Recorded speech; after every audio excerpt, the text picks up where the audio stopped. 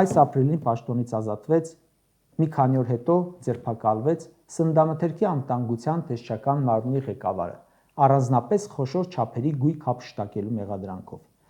Ազգային ժողովի ՔՊԱ-ական փոխխոսնակը կարող է հիշել, թե ՍԱՏՄ պետը քանի ամիս պաշտոնավարելուց հետո հայտնվեց կոռուպցիոն սկանդալում։ 5 ամիս։ Բայց որևէ անգամ նա ազգային ժողովի ամբիոնից այդ մարդու հասցեին ասաց կոռուպցիոն սրիկա։ Ինչու՞։ Որովհետև ՔՊԱ-ականները ըստ ՔՊԱ-ականների ունեն անմեղության կանխավարկածի իրավունք։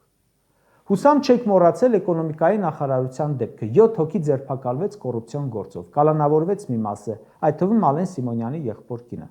Փոխնախարար բռնվեց, նույն գործով ՔՊԱ-ական նախարար ազատվեց աշխատանքից։ Մինչ այսօր գնում է քրեական գործը, ըստ մեղադրանքի մրցույթ էր արտարարվել, մրցակցին դիտմամբ դուրս էին թողել ու $1 միլիոն տենդերը կարծեմ այդքան էլ տվել էին ում ուզել են։